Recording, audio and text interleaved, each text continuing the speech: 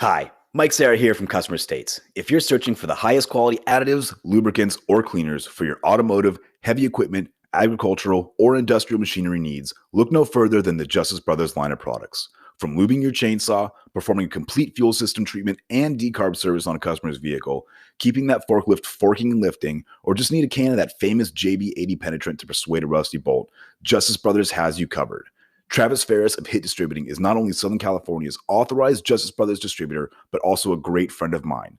Over the years, Travis has helped me and my dealership with anything and everything we need, including all the lines of Justice Brothers products and even equipment to perform the various services we may need for our specific application.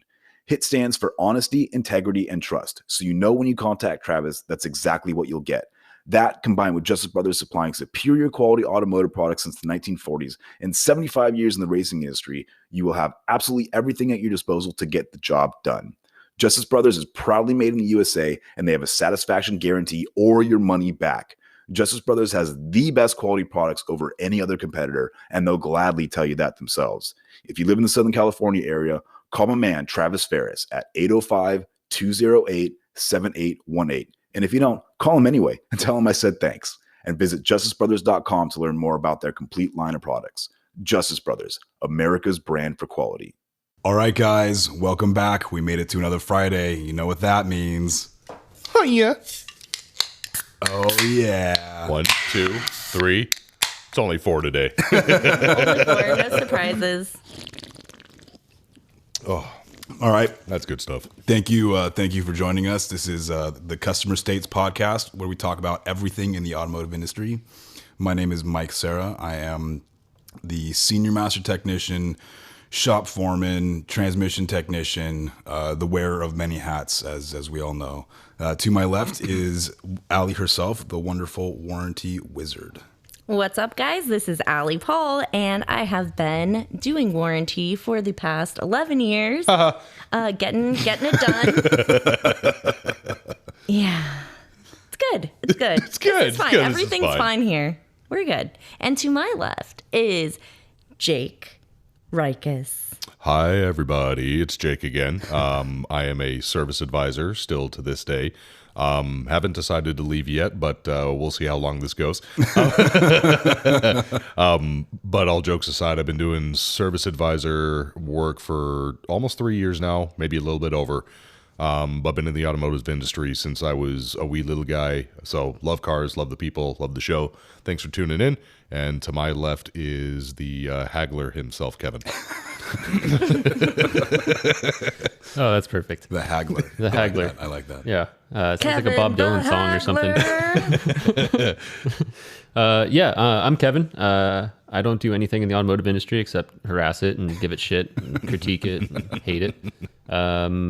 We thank you for your opinions. Yeah, and I push buttons. Some of you hate it, some of you don't. Well, I was going to say you push buttons Yes. physically yes. and Also, metaphorically. yes. Also, yes. Sell the bell. Kevin, the pusher of buttons. Pusher of buttons. The Smasher pusher of bells. many buttons. Yes. So to start off this week, Allie, last week you had talked about how you guys in your dealership, you only have one guy that's certified to work on the electric vehicles, the full electric vehicles. That is correct. Well- Got to go to those classes so you don't kill yourself. Actually, in fact, Touch the wrong thing and kill yourself. in fact, I just got back from my brand's hybrid, or not hybrid, but full electric vehicle class, and it was absolutely amazing. Oh, yeah! Yeah, it was wild. It was just an amazing experience. We have a ton of new technology coming out for these high voltage battery vehicles. Nice. And I actually met a couple of really cool people down there. So we heard. Did you? I did. His ego is still being stroked. Listen, it's not just me; it's all of us. You Of guys. course. Yeah, no, it's true. It's true. I just happened to be there. Is this like practical? Like, are you actually working on vehicles, or is it just like, you know, this is what you like a class, like a normal class where they would be like, oh, these are things we touch on, or are you actually like doing things as well? Yes, it's all of the above. So we have time where the instructor will just talk to us about theory and diagnosis and stuff like that. And then actually what's interesting about this class is this is the first class through Ford that actually has a VR section. So Oh, dude, that was the picture was great. Very cool do picture. a virtual reality program with the headphones or not, what do you call it? Headset and little controllers that you put on your hand. I've never done VR. This is my first time. So. VR googles. Yeah, VR goggles with the little handsets, and you go through and you actually remove the hybrid battery from the Mach-E, and then you service the hybrid battery in VR, and then you go over to the car that's in real life. So yeah, in VR you do the removal procedure and all that kind of stuff, and then in real life you go over 10 feet to your left and see the Mach-E that's on the lift that you're gonna do the actual thing on. Yeah, That's super it's super like cool technology. yeah, it was really amazing. So we have to take a survey. so much. We have to take Yeah. a survey that how do you feel about the VR thing, because it's brand new. This is the first class that's ever done it, so it was cool. It's but- cutting edge though, man. It's like, I mean, for automotive, medical, everything, VR for training like Could that you is imagine if they did super that dope. for warranty? Okay, pick up your controller and press A to pick up your pen. Well, but the whole idea why they're trying to do the VR thing is so that way you can send a set of VR goggles to the dealership and have Training guys in-house. certified, at the dealership without having, because I had to travel to go to the training center. Where is it, by the way? So our training center is out in Norwalk. Oh, okay. But we had people from as far as like San Diego. One of the guys that sat next to me in class, Kenneth, he was from Las Vegas. Hi, Kenneth. There's there's another guy from Citrus Motors, Doug. Then This is like Valencia, Citrus Motors. Allegedly, from sorry. South Bay Ford was out there as well. So actually, it was kind of funny. The first day of class, I me, I can't help but stop, talking about the podcast, or I can't stop but help. You can't help but stop and talk about the podcast. I can't help. But I stop and really talk about like the podcast. Yes. See, this is my job. I take tech words and I turn them into real words. Brain work not good sometimes. So yeah, I was talking about the podcast, and we started talking to a couple of guys, and so I handed them some business cards, like, hey, check it out when you got some time. Let me know what you think if you like it. So the next day, we're meeting up in the parking lot before class, and I'm talking to those three guys. Oh man, I listened to it last night. I'm like 3 or 4 episodes deep already. It's awesome. Blah blah. that's awesome. So we're talking about it as we walk into the classroom, and one of the guys having to mention, oh yeah, Customer States podcast, blah blah blah. And one of the guys in class was like, no way, that's you, holy shit. And it was Armando, and so I handed him business cards, like, oh dude, that's awesome, man. Nice. Yeah. So I'm gonna come. What is high squatting? Oh my god. Yes, you win. You win. Give yourself a bell on that one. hashtag sell the bell. That was a fantastic lineup. But all in all, I mean, it was a really cool class. It was a ton of fun. I do love going to school. It's important to stay current on your certifications for a multitude of reasons, as Ali had pointed out. Safety Being, paramount. Yeah. These high voltage batteries are no joke. They can kill you like that. And if maybe, Discharges, no joke. yeah, if there's That's maybe what she said. one thing that I learned about this high voltage class, Jesus. Dude, you give one episode without a board, this guy is itching. The people ask for board, we give you board. The one takeaway from this class kind of is like, I don't really necessarily get paid enough to put my life in right? on Well, the you get line like for all some of this suited up. stuff. There's like a whole Johnny Spaceman. like for Volkswagen, there's like a whole kit that you have to get. Like there's like special gloves and like we have all the kinds fiberglass- Face the big shield. fiberglass Chainmail. stick and No, all that kind would of be stuff. But yeah, I mean, there's a lot of safety precautions that you have to take, and to be honest, I mean, these new systems are pretty safe. I do have to admit that when I was disassembling, taking one of the battery modules out of the high voltage battery pack, I did shock myself. But it's kind of a common quick. occurrence. So, Yeah. and it wasn't that bad, but it was just a low voltage one. So, I mean, high voltage, low amperage. So, Right. it's okay, but. we'll go into that later. I don't know if I So- want to ask what. Well, I saw kind of a cartoon explaining how electricity works. Amperage is resistance. So That's what no. I need. I need a cartoon to show I thought me. amperage was No, resistance. resistance is resistance. Well, I thought amperage was how easy it was for. No, that's resistance. Resistance is how hard it is for the amperage to get through the circuit. Your comment is resistance. What? Because he's like resisting it. Anyways, gotcha, it's not sorry. funny if you have to explain it. God. Sometimes brain no work well. It takes 1 amp. It takes 1 amp. No, 1 volt to get 1 amp through 1 ohm of resistance. Gotcha. Takes 1 amp to get one. Okay, so just so the people at home There's- know, it's the pie Jake's thing. face, I can see all the numbers swirling across your face. It's like a beautiful mind. Yeah. Just like, It's been a long day. 6 months later, Jake like is up in a bell tower writing on windows and shit, trying to figure it out. It's all connected. I need to explain it to customers. 1 volt, 1 amp to get through 1 ohms of resistance. Okay. So, but anyway. Oh my god. Yeah, so definitely these new cars are no joke, and I mean, there's a lot of safety features on them. So, like in case of an accident, It shuts everything off. down, or if there's a problem inside the high voltage battery pack, it goes into shutdown mode automatically, so you don't have to worry about further damaging the vehicle or having a thermal event. Very Yeah, bad. there's a lot of really cool new technology, and again, it's just really important to stay up with the new technologies and to keep your certifications current. 'Cause, Here's that cartoon I was talking about right there. So it's like an amp is stopped by resistance of an ohm, and voltage is trying to push that current through. Okay, maybe we'll post We this can't, to the. I we don't can't think this post is that picture. appropriate. Here, there you go. There's a child friendly one. Okay, that one. Okay, that one we can send. Blogs over busty women. Oh my god. Basic electrical. It's always fun. Yeah, that's a good field to be in. Yeah. It's like if you're, with the cars, that can go a long way. It's like it's the wave of the future. Yeah, we Yeah, had that's a what they friend- told me in car audio school. Well, In what school? You still- Karate? Car audio. karate school. Listen, Did you say karate? listen in next week to Chop Chop Hiya. Car audio still can make you a lot of money. No, I can't. Well, I mean, if you've got like a really crazy good shop. No, No? Why not? Well, Kevin's not doing it anymore, so no. It's not worth it. Yeah, It's Exhibit a A. dying thing. It's a bunch of Bluetooth kits, and it's not even that anymore because every car comes with Bluetooth now. And every car's got a decent enough stereo, and no one really wants some big, huge thumping, bumping system. So yeah, you're you not don't doing see the stereo trucks driving. you're not doing No. you're not doing No. custom work very much, and it's very plug and play. It's modules and stupid shit, alarms, but everything's got an alarm, Wham, wham. yeah, it comes with Yeah. that. Oh, I didn't get electric doors. Can you put them in? Yeah, Oh, or a fuck remote off. start, or Yeah. a first camera, Fuck or off. GPS. Yeah, All the cars come with that. But Sirius now, XM, like every in car comes 20, with that. I think it's 2023 or something. Every car has to have backup cameras. No, that was 2019, I think. 2020. Is it 2020? 2020. Yeah, Oh, it's okay. already happened. So every car now has to have a Every car backup has camera. backup cameras. It's fucking stupid. And I'm sure every car has to have Bluetooth. If you have a radio, you're going to have Bluetooth. Right, Like, yeah. There's no Chinese manufacturer out there. Like Denso's not coming out with something without Bluetooth. right. Right.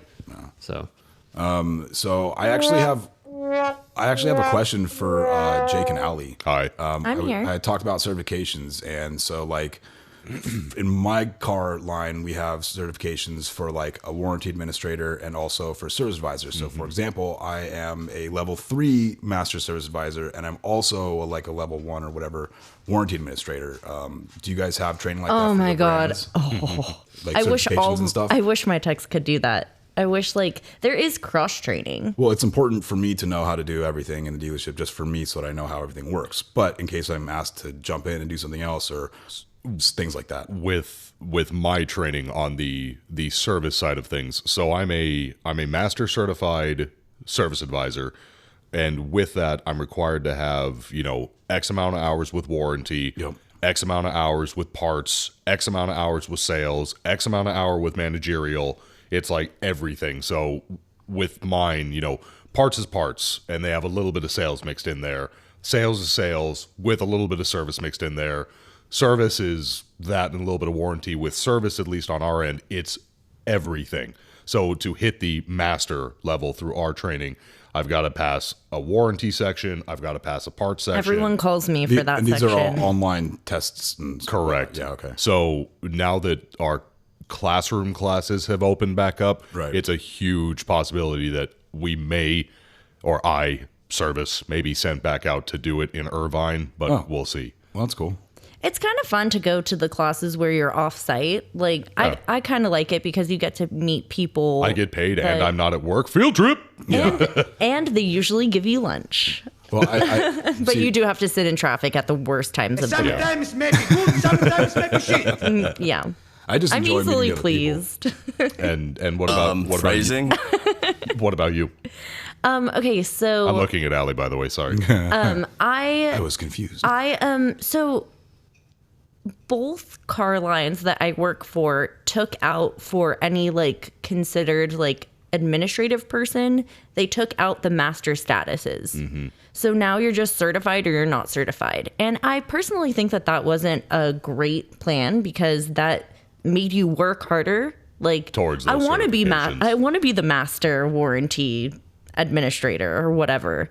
So still have to do the same stuff. Even though if you go in and you read like the legality side of those tests, you are master certified. They just don't claim it anymore. That's But I why don't there's get more tests. I don't get the little paper Placard. that says You that you can actually I'm master. So have you to- get nothing. So when you I can still request those. You know, I talked to Jack about that. He said you can still get your certification papers sent to you. They just don't do it automatically anymore. You have to ask. I'm gonna go buy some fancy paper at Michael's and like print out my certification. Oh like, my on the God, is PDF. that embroidered? I got a Balls. certificate. You When guys silly? I'm still gonna send it. I got a certificate when I passed class yesterday. Did you? Nice. Yeah, they give you a certificate like on a official piece of paper and everything. Sell the bell. Yeah, hashtag sell the bell. So Is it I watermarked? I believe so. Oh wow, that's fancy. Yeah. Sorry to interrupt you, Ellie, but I did it anyway. Hold on, is it scratch and sniff? are you really I did sorry? not check. Just kidding. That's how you get people to pass classes. It does taste good though. Oh, fantastic. You missed that? What tastes good? I said, is his certification scratch and sniff? It's like those scented. No, Mike, don't eat that. Don't eat It's- the paper. it's like the I'm scent- sorry. I'm so IR mean to mechanic. you. It's like those scented markers as a kid. It's like, man, this really smells like blueberry. I wonder if it tastes like, oh, it doesn't taste like blueberry. Your mouth is all blue. Those are my favorite. Oh man, My mouth has a lot of pride. tastes like shit, but they sure do smell good. This podcast brought to you by the Marines. Crayola, 64 pack of crayons. We love you. Thank you for your service. Yeah, for real. Yeah, but I have to take some of my classes so are also like more tech focused, just so with the warranty brain, like we understand Understand what the techs do. what the techs are doing and how different components relate to each other. Or things like that. yeah. And I mean, a little bit of that is just seeing it over and over again instead of like, you know, once a quarter seeing it in a class. It does help for sure. And I think that they should offer more like specific classes to admins. Like you can definitely take whatever class you want, Right, yeah. like online, you know, you can't go in person, but Mazda doesn't require the more technical classes, but I try to take some of that because I have a lot of problem with like text claiming diagnosis on Mazda side, because even though they seem to be writing a good story, it's getting kicked back almost every single time. Kick And back so- for what reason? For not enough story. Like they kicked back 0.7 of actual time because there was a gnarly oil leak and they had to put like the engine dye or something.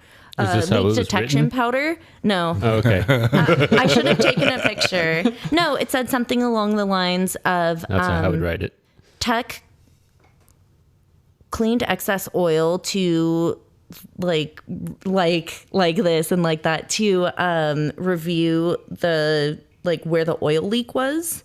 And so then they added like leak detection powder and shit like that. And when you have like a really bad oil leak, like it takes some time to clean, like so you can see what you're looking at. Yep. And I feel like 0.7 isn't excessive. So How you much is an wanna- hour? What do you mean? 119, 150? What are we talking? $168.20. So 0.7 is a lot of money to fucking sit there. But and it clean doesn't Wait, matter. is that- It's is that about your time. warranty labor rate, or is that the That's the 168.20. warranty labor rate. Your guys' warranty is more than ours. It's That's more than crazy. ours. 168. As a customer, I would have a problem with that, to be honest. I'd be like, you want me to pay? You don't know. You want me to pay some? Well, it'd be on my invoice, correct? Nope. No. Oh, so No, this 'cause is you get just the for warranty between cost. you. It's warranty, right? Yeah. Right. Okay. Well, and in California, you do not have to disclose on the paperwork what your internal or your house labor rate is. So what shows But if I'm up? paying for it, then what am I You saying? can, Okay, so- you can so tell when- them verbally, but you don't have to disclose it on So the it would just say paperwork. labor to do. Okay, blah, blah, Correct. blah. so this is what you see. Like, so I see the RO, the accounting invoice has customer, internal, and warranty. And it all has describes all the different repairs. So what you see is the same exact thing, except for there's no time or Parts. price. I think there is parts. There's Not parts. price. There's no parts pricing. So it just shows those items with no pricing, only your customer pay pricing. Correct. Okay, but so if it's hidden, if something like that, if it was customer pay work, Because it's free to you. right? Keep that But if in it was mind. customer pay work, would I see that? You would only see No. a labor total amount. Okay, but it would say, like when I drop my car off, you'd be like, oh, it's going to be 5 hours of labor. No, Correct. No, you don't know it's going to be 5 hours later. Okay. You know it's You're going just to be gonna- okay, it's gonna $700. be an hour of estimate. Well, an diagnosis. estimate would say we think it's going to take 5 hours. No, it would just say an estimate's like it's $400 in labor. So when we're selling a job to you as the customer, all we have to do is tell you a total, which then breaks down into this is how much your labor is, and this is How much your parts is. are. That's it. That's all you know. You don't know how long the job takes. You don't know how long. we're So, gonna do but it. then You I could don't say, know. all right, well, if it's $400 in labor and you guys are charging $169 an hour, you're saying it's X amount of hours in labor, and you would say, Yes, that's what the book calls for. okay, End of So- story. Well, so okay, And this Ford is doesn't the, pay to clean oil or anything like that. Ford will not pay for any of that. see, It's that's what included I'm in the getting at. repair. Is like to pay 0.7 for. I mean, I've sprayed a can of brake clean Why at a motor. wouldn't they pay that? Because it's 'Cause they just wrap it part of into the repair. labor time? So we have a labor operation that is actually used for oil leak detection. You have to use the oil dye. Okay, you have to so- specifically say in your line that you installed the oil dye and then inspected for it with a black light and found it. So that's how ours works, and it's anywhere from half hour to 1.1 hours, and included in that time is to clean, road test, remove any shields, tighten any bolts, things like that. That's included in that warranty labor operation. Okay, so we are claiming just one labor operation to R&R, or what did you guys say? Remove and install the part. Okay, and we claimed that bit of like diagnosis for the 0.7, and they took it off. So I'm just supposed to look at the car and go, oh, yep, that's exactly where it's leaking oil. That's not right. That's not right. Yeah. There's unless it's something where it's like a differential and there's only 3 places that it could leak from. Yep. It's either one of the axle Sorry. seals, a pinion seal, or the cover housing. It would be obvious where it's coming from. But if it's an engine or a transmission, it's not as obvious. And yeah, you do need to clean those areas, and you do need to go road test the vehicle. Yep. You do need to put the Right. oil dye in. Yep. And that's in there. The test drive miles in and out is in there. And I've been getting on the guys to give good stories. And in my opinion, they're giving good stories. And Mazda Stories is that are disagreeing. acceptable in my other manufacturer. I got But to say, that's what I appreciate about you. see, I try. I'd be talking And to your it's- zone manager about that. It's super. We had- So that's a whole nother thing. We had a couple of Mazda suits that were there that Mazda's a little different than the other car lines I've been working for because they're a smaller car line. Zoom, zoom. Zoom, zoom. Zoom, zoom. There's the Mazda. song. When I used to call for warranty helpline, I go, zoom, zoom, zoom. yeah. Do not come, zoom, zoom. Ma- Do not come. Mazda's pretty shitty when it comes to the help she can get. Inconceivable. Yeah. from the help Killing she it, can Kev. get. Yeah, I Killing know. it, dude. The help that she can get from claiming warranty. We don't have a quote quote warranty rep that can like back her when it's something gets thrown back, when she knows it's right, everything was followed. It's like, why did you kick this back? Well, it's You just can't not- ask that. But sorry, you were saying what do they say when you ask why did this get kicked back? Sometimes they give her a good explanation. They Sometimes they literally just go, gave sorry, me- no. What's a good explanation? I'm curious. Or like, what's a good example No, of a no, story? no. What's a good explanation for you? Like if Mazda was like, oh, it's because of X, Y, or Z, and you'd be like, oh, okay, I get it. Is that what you meant, Jake? Yes. Okay. So what would be a good explanation to you? Like what have you seen where you're like, oh, you're right. They didn't do this or Yeah, so I have had comments back to me where the adjuster is saying like, okay, this, and they try to explain it because I'm not turning wrenches on cars. So I get that, and the tech's job is to get as much time within reason as they can get. So there's wiggle room there. So my job yeah. is to, Gotta eat. kind of weed through and be the middleman between that. So I like it when they comment back and say, okay, you know what, actually, like for this particular bit of diagnosis, it really should only take this amount of time. Or The technician didn't check this thing and didn't put it in their notes. Otherwise, we would give you this diagnosis. 10 other dealerships. Like they didn't run the drive cycle or whatever, There's another thing where, they could say, well, compared to 10 other dealerships in your area that have charged out this same report, I would love this same that. repair, But they don't. And it's only cost, and they only charge this amount of time for the diagnosis, whereas your guy charged 3 times as much time as diagnosis. They could say that, it's just, out of the normal for this sort of repair. So instead of saying, oh, well, we're only just insufficient tech notes. But I guess in your case, Mike, if they say 10 dealerships were surveyed and survey says ding, ding, ding. Show me potato salad. would they say we're not paying you, or would they say we're going to pay you what we've paid the last 10? If it was something like Ali was describing, an actual time claim for something that there's not a labor operation for, and you're trying to claim actual time for like a broken bolt or a difficult oil leak, trying to clean something above like and beyond the normal repair. Right, and it's not your fault. The bolt's fucking broken before you hit it. And Shit it's just happens. you're gonna prove that it's broken. They would probably either, it just depends. They might either adjust the claim down to where instead of charging, instead of you getting 2.9 hours of M time, they're going to give you 1.3 hours of M time or something like that. Or if it's, so your actual time you guys call M time? Yeah, mechanical time. Okay. Time, yeah. Okay. Mike, time. I'm sorry. Was that expensive piece? So, Mike, quick question. So, speaking of labor times and stuff like this and diagnosis, what's the most you can flag for EGI diagnosis? EGI? Yeah. What's that? So, is that acronym? electronic gas injection. Oh. So, any type of, we all call fuel- things different things. fuel- Yeah, because or- they're European. It's EFI. It would be electronic fuel injection. fuel or exhaust diagnosis. Those are two. Yeah, I'm both sorry, pretty- emission. Those are both pretty broad categories, just in the sense that Welcome it to could Mazda. It could be a lot of different things, and we have labor operations for a bunch of specific things. Whether you're testing the high side, the high pressure fuel system, the low pressure fuel system. Are you testing the CAT? Are you testing the selective catalyst reductant system? Are you testing, oxygen sensors? Is it a base engine concern where you're doing a compression test? We have literal labor operations. All of for those that things stuff. you just named are all lumped into one thing, and the most you can get is 1.8. There are no subcategories. There's no nothing. It's like, oh, you checked one of the 1,000 things that runs this system, 1.8. That's probably more than what our diagnostic ones are. Yep. All in total, because we're only talking But about you two have tenths. to have- It's 2/10 to scan for DTCs. Right. It's 2/10 for a that. compression test. It's 2/10 for a fuel system test, and you can't claim everything because at some point you're going to figure out what's wrong with the cars. Right. Right. Cannot claim this labor op if you claim this labor op. Yeah. Same thing. Overlapping labor ops. Yeah. Yep. But there's no separate labor op for checking for oil leaks or diagnosing that because it doesn't go under the EGI diagnosis. Right. Right. So you have to claim what we call straight time, actual Yeah, straight time, time, actual depending, time, time, XR, time. the way our labor operations are set up, it's XRT time is what people will say too. But anyways, the actual time has to be your only other option because they didn't supply you with an operation. Right. And they still take it's like I think were it's the punch really times outdated. Yes, the punch times were accurate. Nothing was overlapping.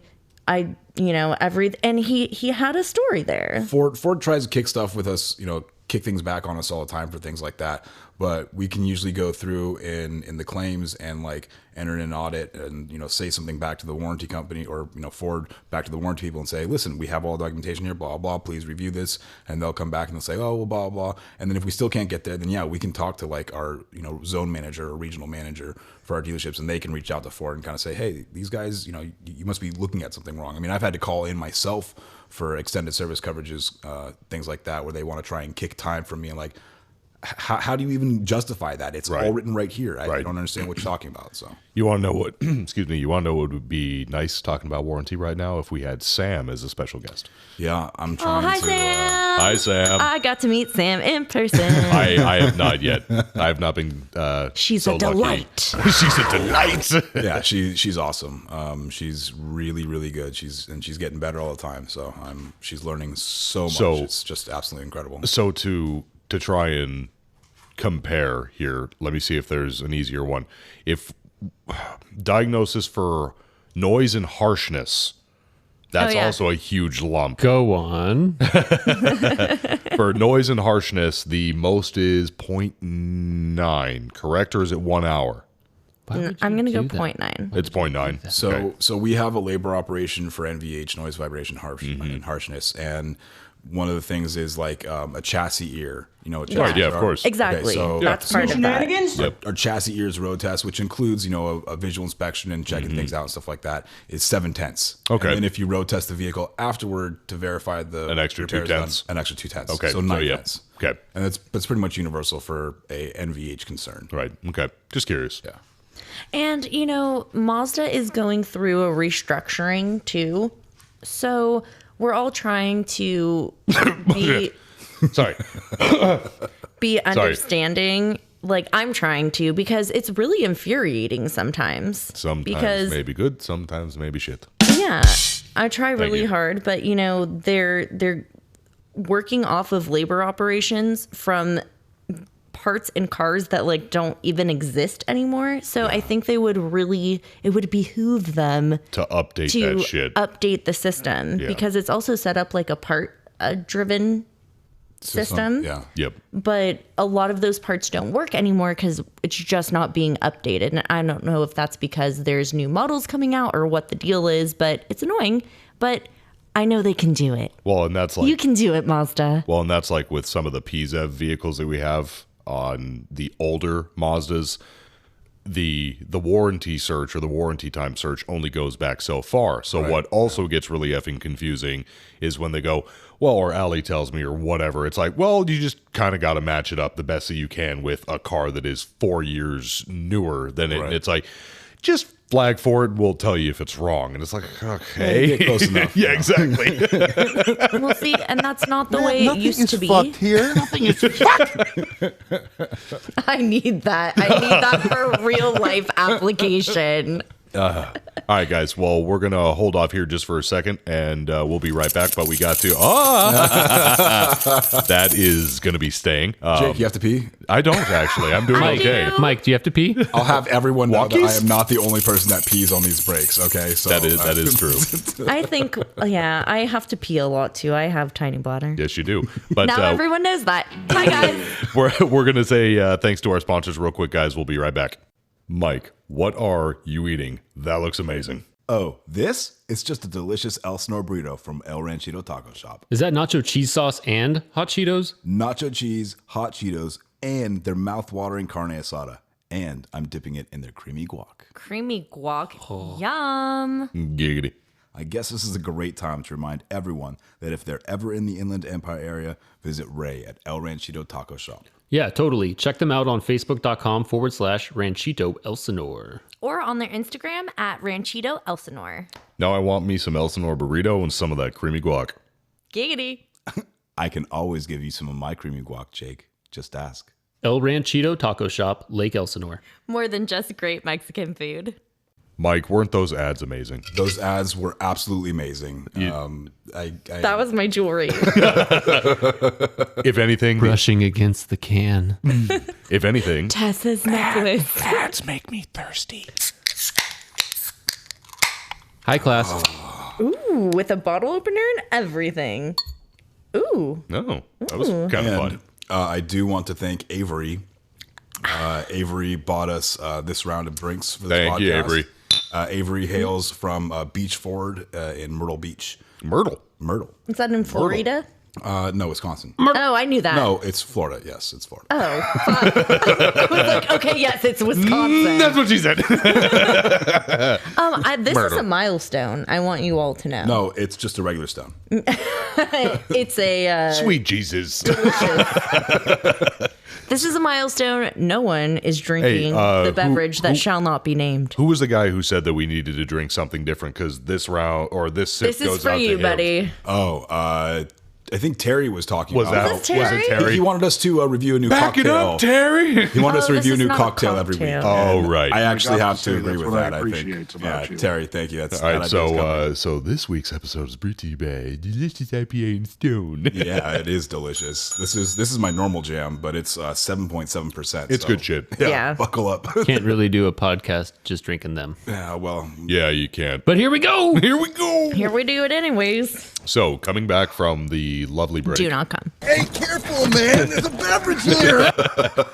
you, Allie, because they can't see you, you wanted to. But I am here. You are here. You wanted to touch on time management. Yes. So this is like. excellent topic. Yes. Thank you. Very, very potent potables. I'll take What in potent God's potables. holy name are you blathering about? I'll take Le Tits now for 500. That's let it snow, Mr. Connery. Yeah, ape tits for 5,000. Yeah, exactly. That's a petit déjeuner. I'll take anal bum covers. Oh, rough. The way your mother likes it, Trebek. Yeah, exactly.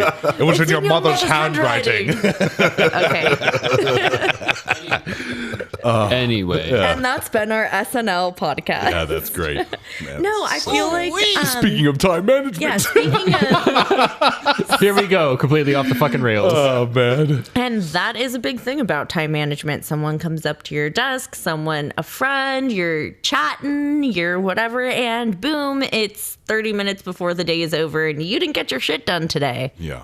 Or you have 2 more tickets to write, or you still have your car that you've had for a day. Mike, you're perfect, so probably that doesn't happen to you. Far from I it, want you my to friend. know this. Far from it.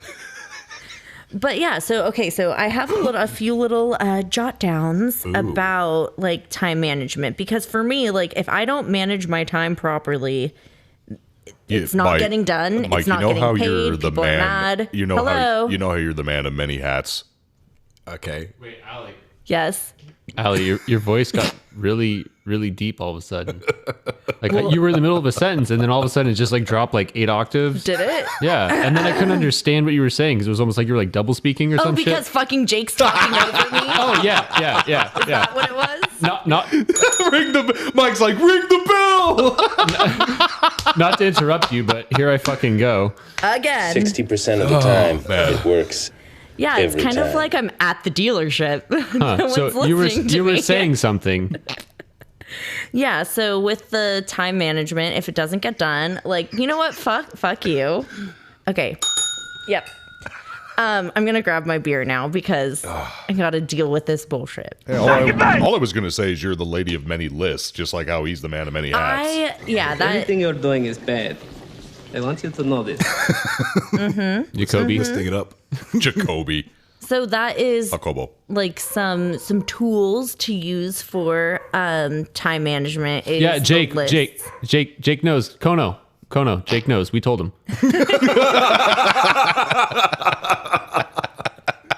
He's freaking outside too. Yeah, Is he really? He's actually right there in the back door where everyone can see because this is a visual medium. Okay, so Allie, apologies. Thank you. You've been interrupted 5 times. Yep. Well, Okay. you want to make it 6? No, commence Okay. with your story. So, I'm easily distracted too. So that's part of my time management situation, because if I don't stay focused, it's gone. It's gone. I'm distracted. That's it. So there's a lot of hand motions here, just so everyone knows. But yeah, I wanted to talk to you guys about like, how do you manage your time? Like, how important is it to you? Jake, you want to go first on this one, buddy? Sure. Am I allowed to? Yeah.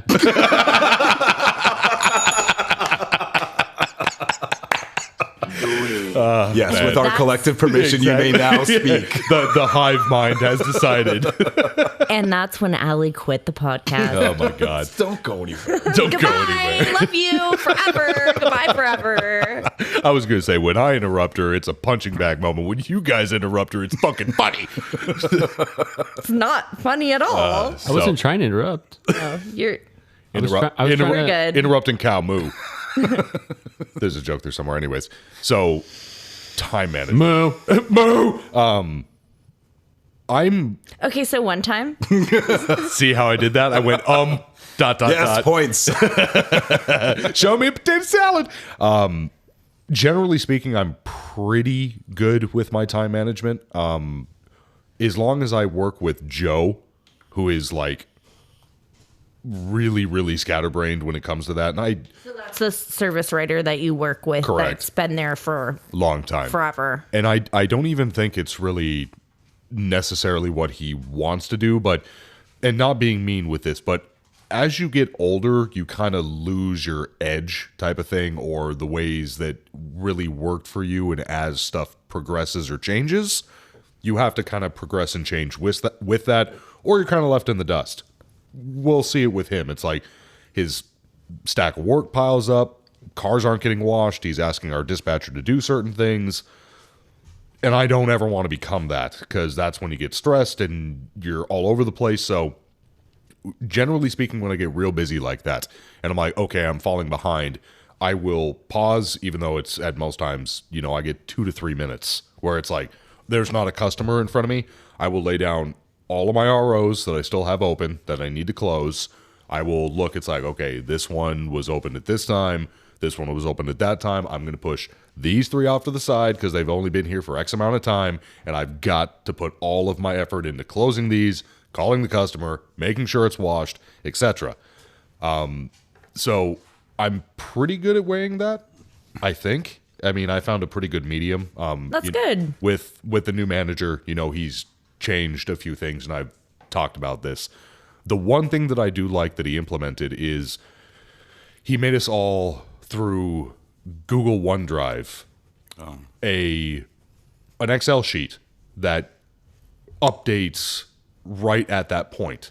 So if anybody changes it, I like this. This is a very good tool, and it keeps track. It keeps things flowing and going. It helps a lot. So just with that Excel spreadsheet, it gives you the RO, how long they've been there, what they're there for, which tech has which customer.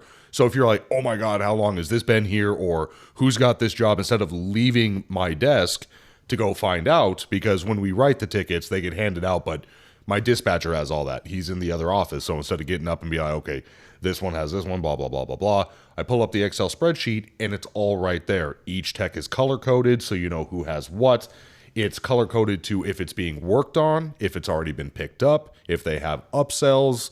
It's really, really nice. So part of that is everybody having the same information. So that way you're not working double. Like, that's a good way to manage your time that way. Like, there's a more streamlined process. Right. And then the other thing is, we had a hard time before this keeping track of how many tickets a tech had, where he would push important stuff to the back to get gravy.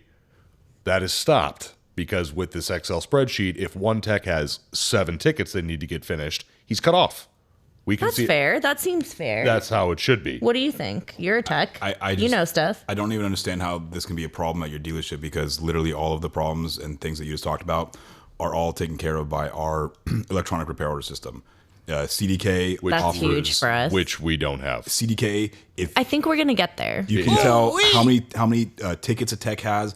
Every information about the ticket, whether it's on a parts hold, whether it's on a road test hold, whether you're waiting for authorization. Right.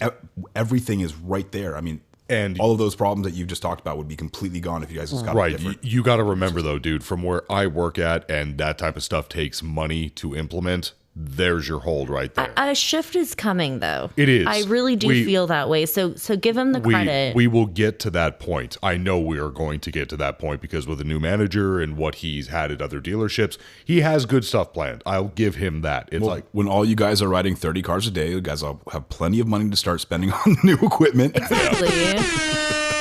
Right. I mean, I would love for Right. Jake to be riding 30 cars a day. So the thing is, I need new chute now. I'm just kidding. It would literally be impossible for us to ride up 90 cars a day. We wouldn't be able to do it. We just don't have the space. I completely understand what you guys are talking about. Yeah. I completely understand. So, I mean, you were saying what? You're booked out till mid-August? I mean, we say that we're booked out, but we quote end up booked out, taking stuff in. Right, of course. But yeah, I mean, with the current workload that I have, I mean, I'm busy for the next foreseeable 2 weeks. Yeah. But of course, stuff is going to keep coming in. And if it's a little thing that, it's like an axle seal or something like that, yeah, I can bang that out. Or, a diff overhaul, yeah, I can bang that out in between these other big jobs. Right. But if it's anything that I need to tear into the transmission, that's going to get put back in the pile of things that's still waiting there. So yeah, I have cars from 2 weeks ago or longer. I mean, I was out at school this week, so that kind of pushed everything back. But I mean, yeah, I have cars from weeks ago that just haven't had a chance to get to yet. Right. And it just, you're continually piling on that stuff. Yeah, and if what happens when there's something that, like we were talking about before, like when something is above and beyond, and you have to deal with that and the 5 other cars that you have to deal with. Like, what do you do? Like, what is your best, strategy to get everything done what's supposed to get done? So, I mean, as far as time management goes, that's just kind of like I guess more of on an individual level. It just depends on what you're doing. But as far as me as a technician, if I have cars that I know, I have 14 cars or 15, 16 cars I'm working on right now. If I know that I have a car that parts are coming in for that I can start doing that job, I'll start pulling that car apart the day before or something pulling that car apart the day before so that when the parts come in, I'm ready for it.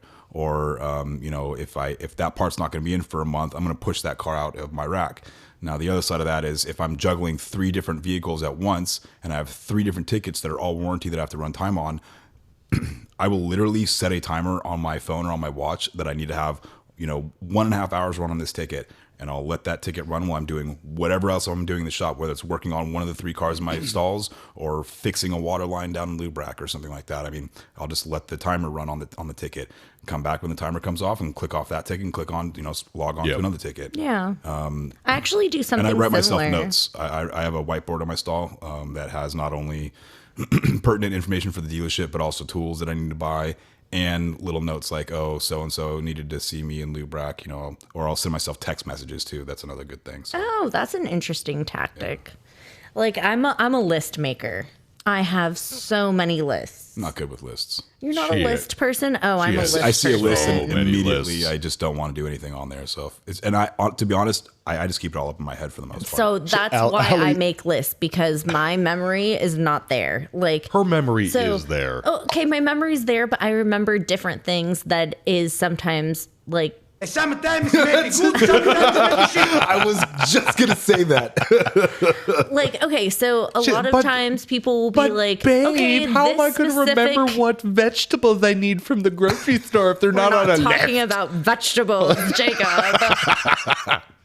We're married. There are specific things that I remember. So when someone comes to me and asks me about a ticket, I'm not going to know the customer's name unless it's fucking terrible, unless they've been here 5 times, unless I keep having to touch this ticket over and over and over and over again until it gets paid. If I remember someone's name, it's bad. It's really bad. I think my biggest problem with time management is if I'm in my stall working on something, realize I have to walk up to parts, go get something.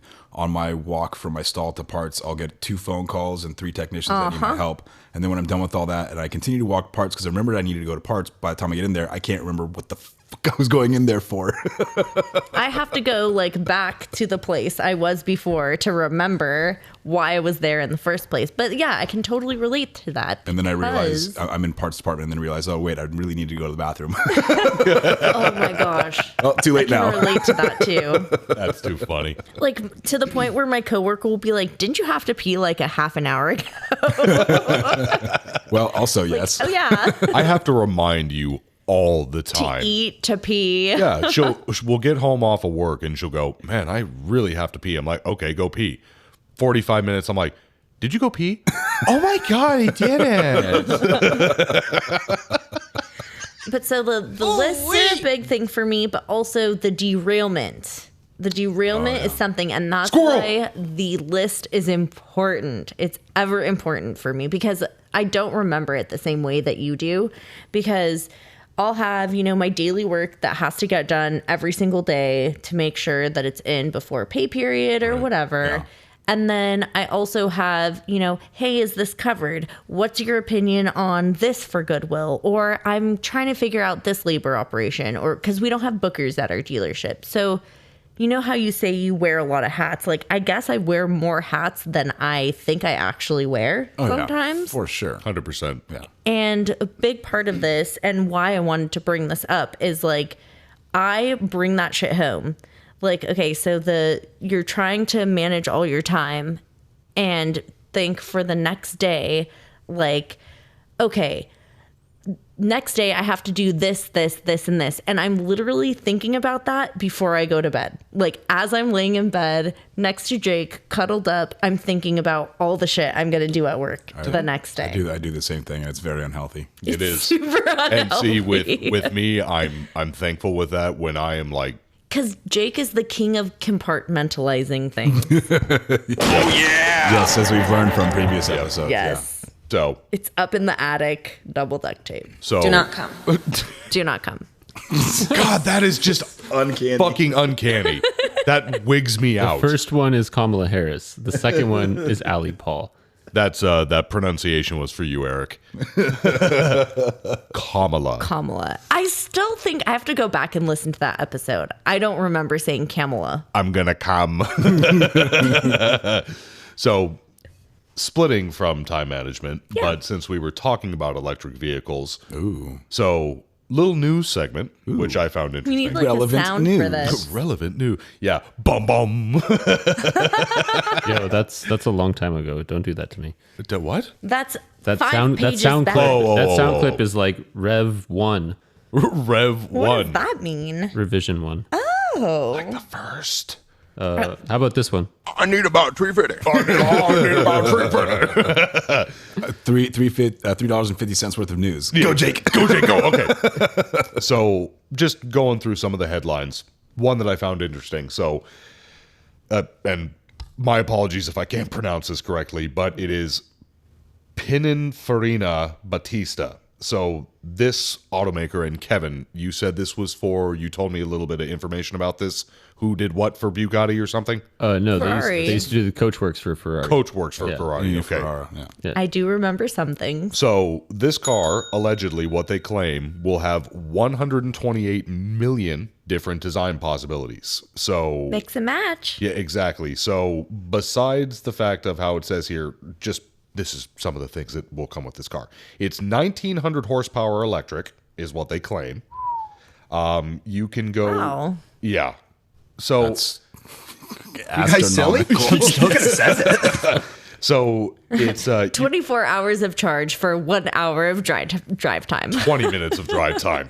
So you can customize paint colors, choose exposed carbon fiber bodywork, pick from several interior finishes, aluminum trim detailing, custom rear wing, brake calipers, wheels, center lock rings, and even mirror caps. But the funs that I found for EV performance, 0 to 60 in less than 2 seconds, estimated 1.8. 0 to 186 miles per hour in 11.6 estimated, and a 250 mile per hour top speed. Wait. So this is all estimated. Is this car built?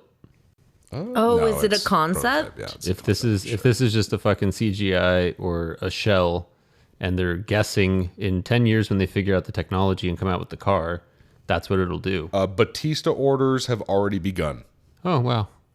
Well, that doesn't necessarily Fire mean Island. Yeah. Fire Island. Yeah. Ja Rule's selling you fucking Batistas. Hey, Mike, would you That's like Fire Would you Festival. like, Fire Island is in New York. Would you Whatever. like Kraft American single on bread? And then a range of 300 miles or 300 miles per I'm charge. sorry. Was that expensive piece? And then another bit of interesting news. So apparently Mercedes-Benz is working on an EV vehicle with a 620 plus mile range charge. It's pretty good. And let's see, what was the other cool one? Oh, speaking of Ford, Bronco will now have a off-road school that will soon be open nationwide. Mother of God. They have that kind of same thing for the Raptors. When you buy a new Raptor, they send you out to, I believe it's Utah. Oh, that's cool. Where is this Utah anyway? Yeah, they send you out to Utah, I think, or something like that to go do a bunch of training on it. Oh, that's cool. I'm gonna come. I'm gonna come. But this is for like civilians, right? Ray Not Moon went for... and did that. Oh, did he? Really? Yeah, nice. Because he has a Raptor. Had a Raptor. Had a Raptor. And then for you, Allie, which you already knew about, the VW Passat. I told you about that. Yes, you did. The VW Passat is officially dead after 2022 and receives final special edition send-off. Yeah, that should be interesting. I'm interested to see what they have next, because once the ID4 came out, which is the electric vehicle, we had another model which is like a midsize. That's the Volkswagen Taos. And no one knows about this car. It's pretty cool. They got some cool colors that I like. They have like an electric blue. It's like the Mazda CX-30, but like Volkswagen's version. And it's in between. It's like the you know what? I've seen smaller Tiguan's. I've seen this. It's kind of how it looks, but it's got more of an Atlas. Is it like the vibe. CX-30 or is it more of like an MX-3? I'm sorry, not an MX-3, a CX-3. It's more like the size of CX-5. Okay. That big? The Taos? Yeah, the Taos is like CX-30 size. No, it's not quite a full-size SUV. No, that's CX-5. But it's not like, okay. It's CX-5. Well, look it up. Tell us what you think. That's what she said. And then Customer_states. I've got a story for everybody here. For Kevin, the 2022 Audi RS3 revealed with a 401 horsepower 5-cylinder Fury engine. So it is going to be a turbo 2.5 liter inline 5 with 401 horsepower, 369 foot-pounds of torque. That's the motor that they got into rally with. So whenever they do a 5-cylinder, like they did in the the TTRS. Yep. That's like an homage to the rally-inspired motor. But is it single or twin? It is single. Yep, single. 0 to 60 in 3.4. Nice. Nice. little APR tuning modification to that. You'll be doing it in under 2. What does that mean? What's APR? APR is a company that modifies all VAG, which is Volkswagen Auto Group. I'm sure you're aware of. Modifies all their motors. No, I'm not aware, because if I was aware, it's not warranty. Yeah, VAG. That's what she said. Vaj. We call this Vaj. But yeah, they do like really cool shit. This company that did work on a Volkswagen I had was an APR dealer, and they took an RS6, which is like I believe at the time it was a V8 twin turbo, and they did an APR like stage 2, and I want to say like an intercooler or something, and they took it to the Continental GT shootout or some shit for Eurotuner magazine. Okay. And so all these shops bring these crazy modified Porsches and V-dubs and all this fucking crazy shit. And they just like flashed the computer and like added a part. That's it. And it's an RS6. So it's like massaging. Oh no, it was a Massaging? RS6? I don't know. I think it was an S8 or an S6 or something. But anyway, it was an RS6. Okay. But so anyway, they did this. So it had launch control, and the throttle response was upgraded, and all that kind of stuff. And then it's got more boost going and all that shit. I think it was like injectors is what they did. Okay. Boost. So they go to this shootout, and there's like, everything's on coilovers, and it's been stripped out, and it's got a cage, and they're in there getting their back rubbed, and they smoked every single event except for like one. It's like stock, but except for 2 small modifications. I got to drive it. I brought my really? car in, and they were like, hey, you want to come like fuck around on this thing? So I got to go take it and do launch control and shit. Dude, that thing was fast. That's cool. But yeah, they're just like, I was getting a back rub with the AC on, and That's just like kicking the shit out of this course, and these guys are in these like stripped out and race suits with 5-point harnesses, no AC, no luxury. That's awesome. And then one last before we go to some listener mail. Speaking of Porsche, because you brought that up, Ferrari beat their 0 to 60. So Porsche no longer holds the record for the LaFerrari beat it, or the Ferrari SF90. Haven't heard of that. Stradale. Oh, I may have seen that. There was a Ferrari I saw the other day in Newport that I have never even seen online. Probably where are you going to find I one? want to see the picture. Yep, that's the one. Yeah, So that's the one. So they upthroned Porsche with their, I believe, Porsche, excuse me. And they had that's a big sorry, thing. See, Porsche. in my mind, I've always thought of Porsche as like, I'm saying like, it's a vet. Right. I know it's Porsche. Porsche, but it's but I call it a slang. Porsche because it's quick. It's quicker than like Porsche. a slang almost. Right. Yeah, exactly. But everyone's like, it's not Porsche. I'm like, I don't think it's Porsche. Like, I understand it's Porsche. Like, the commercials tell me it's Porsche. That happens to me a lot. I call it Porsche, and I'll have the guy go, "It's Porsche," and I was like, Do you own one? No. So- Don't give a shit. You have the car cover that says Porsche on it, but really it's like a Ford Focus underneath. So Fucking Golf. So the record was held at 2.1 seconds for 0 to 60 with the 887 horsepower 2015 Porsche 918 excuse me, Spider. Yeah. It was beat by what would that be? 0.1 Tenth of a second. A tenth of a second. So the SF90 Stradale, if I'm pronouncing that correctly, is $513,000. It's Stradale. Has a Stradale, a triple know. electric It is. motor and 769 horsepower twin turbo V8. So it's probably a motor for the front two and then one individual for backs. Both backs. Yeah. Jesus. That's dope. So launch control's gnarly. It's like posi traction on fucking crack. Quarter mile at 9.5 at 148 miles per hour. And so what's the record here that we're beating? Because it sounds like a lot of cars, like you just spoke of a car that's supposed to do it in 1.9 seconds. A Bugatti is faster than 2. Right. Is And this- it does not mention anything about that. So Is this for hybrid vehicles potentially? that's a possibility. That's probably what it is, the hybrid where much it's, speed systems with that. where it's electric and gas. It looks like it also might be based on a under horsepower threshold. Oh, that would make sense too. Yeah. I could see that. Yeah. That's Under 1,000 or under 900. 1,000. Yeah. So it's like under 9, under 850, et cetera, Yeah. et cetera, et cetera. That makes sense. So Cool. yeah. So a little bit I have of fun. something to look forward to in my future. a little bit of fun news. Yep. When this podcast picks up, Exactly. we'll all have. Oh, yeah. Okay. So, listener mail. We have a bunch of listener mail. I'm sorry we're not going to be able to get to it all today, but we will be able to get to it. But we will. in future episodes. Yes. So our listener mail today comes from Christian. Christian is from Las Hi, Christian. Vegas. Hi, Christian. He also happens to be the former trainee of Armando, who was in my high voltage battery class today. So very, very small world, it turns out. Hi, Armando. It's tight knit in this industry. It really is. It is. So in addition to a lot of other things Christian's been asking me, one of the things that he wanted us to talk about was like favoritism at the dealership, and as far as favoritism of technicians and other employees, and also nepotism. And then he also wanted to talk about jumping through all the different hoops that the manufacturer makes us jump through to get What? approval, Hoops? No. diagnostic What? things. Yep. Yeah. I'm Shocked. amazed. Shocked. And for My job is the hoops. and for those of you out there that don't know Yours what too. nepotism is, that is the practice among those with power or influence of favoring relatives or friends. Did you have to look that up? It was kind of a bit. Thanks. Oh, okay. Thanks, AJ. Sure. I'm really glad you looked that up for us. It's like, guys, I'm really, really dumb, and Allie likes to make that very clear. Did you know see, that Merriam that's why Webster I'm was with- also on our podcast?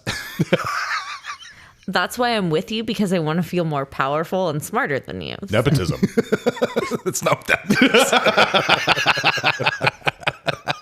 means. Okay, so I know my that as far Christian, first of all, thank you Yep. for this topic of conversation. Thank It's you, dude. super important because again, Yes. it's not just your dealership. People are people. It's everywhere throughout all different industries.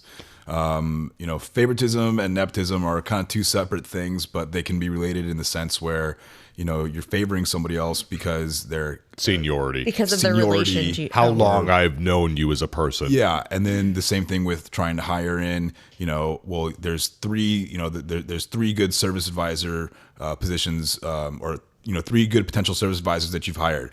But One knows the manager. Yeah, your boss's kid is also now in the mix, and Yep. guess who gets hired? The boss's kid. boss's kid. That's and maybe Yes. and especially if they're not as good at their job as the other people that you've hired. That's a huge problem. Yeah, it is. And it boils down to that's absolute BS. No. But it happens. Like, you have to deal with it anyways. So how do you deal with it? Like, you just have to keep doing your personal best. You guys heard me drop the term gravy a little bit ago. Yeah. So that's kind of the same thing. It's like, Could you look up the word gravy for me? what is this? Fucking pick on Jake Day. What is this gravy you speak of? Gravy, noun. Gravy, noun. Brown. Real bad.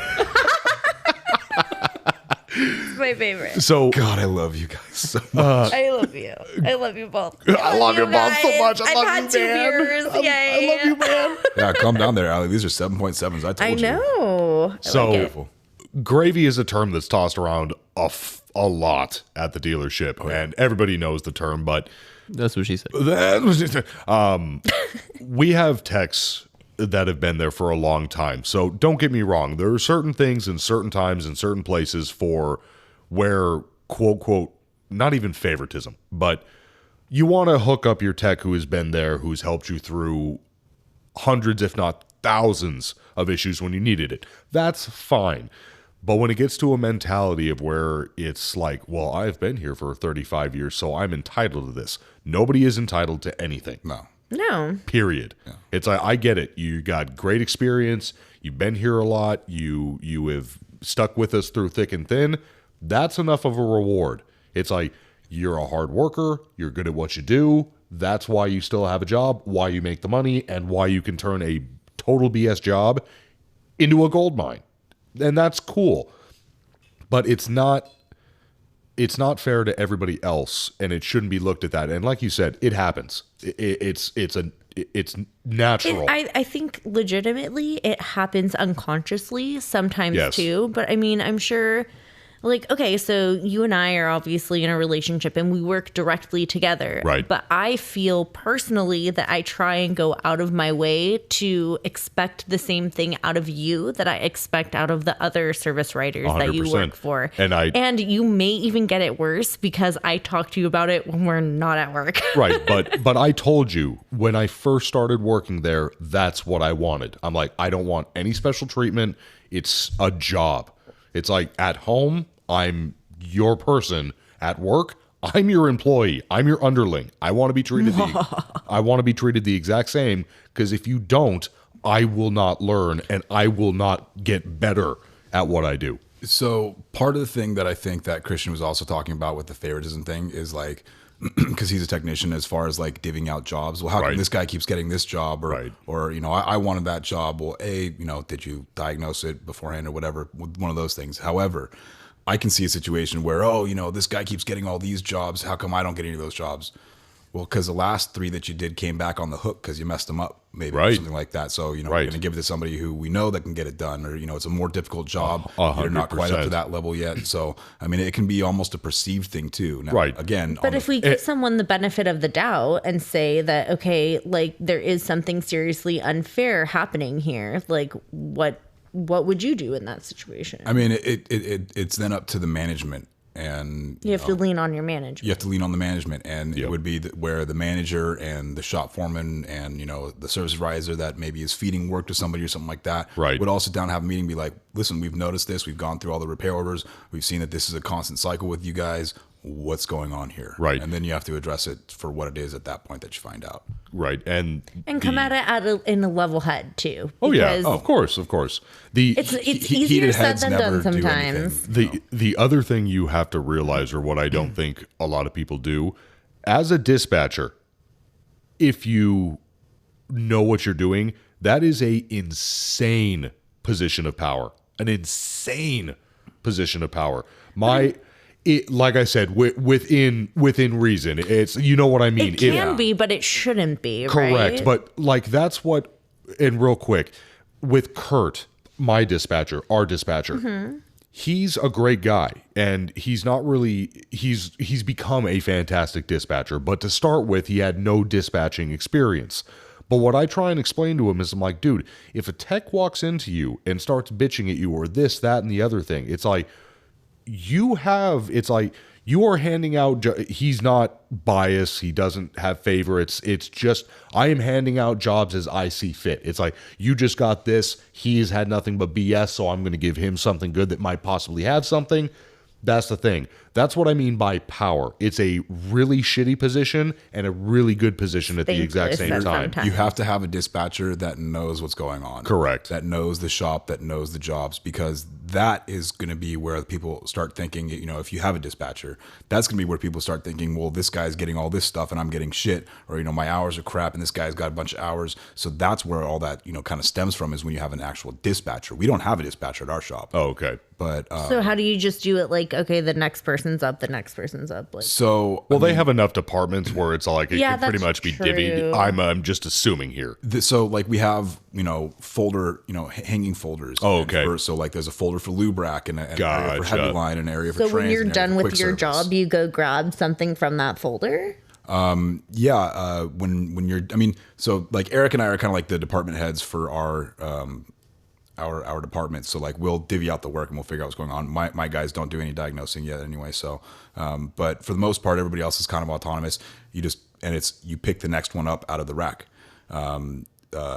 You pick the next one up out of the rack, and there's really no issue with it in our system. And with our previous dispatcher, who was Israel, he was great. And there was no favoritism, because if you know Israel, he didn't take, shit from anybody. You get what you get. You can't bribe him to give you all the good tickets. It ain't going to happen. And if you try to do that, he's going to send your ass home, or tell the service manager. And that's exactly it. We'll send your ass home. Yeah. We have signs up there all the time that say, do not skip tickets. If you skip a ticket, you will get sent home. It's always the next one up in line. The service advisors put the tickets up there in the order that they're supposed to be worked on. Period. Doesn't matter what else is going on. If you see another ticket down there that you really want, doesn't matter. Can't skip tickets. That's the next one up. That's the one you're going to be working on. There it is. Kevin was trying to tell us something. Yeah, I can. That was a good episode, though. A lot of information. Thank you for, like you said, it's like, thanks for the listener mail. We promise we'll get to you. Oh yeah. We have tons of listener mail. You guys, we're gonna get awesome. To it all. Do not stop writing us in, but I promise we will get to it all. And if you didn't hear yours today, then pay attention next week, because it'll be coming up. So it's just great. We really can't do this without you guys. Thank you guys so much for doing the hashtag Sell the Bell with us. We were having so much fun. Remember, when you receive your hashtag Sell the Bell, send us a picture in its natural habitat, in its new home, in its natural environment, and show us how you're enjoying it. If you want to get your very own hashtag Sell the Bell, you can find us on Facebook at facebook.com/customer states. You can also email us at customerstatespodcast@gmail.com, which also just happens to be our PayPal. Yes. You could find us at Twitter and Instagram at customer_states.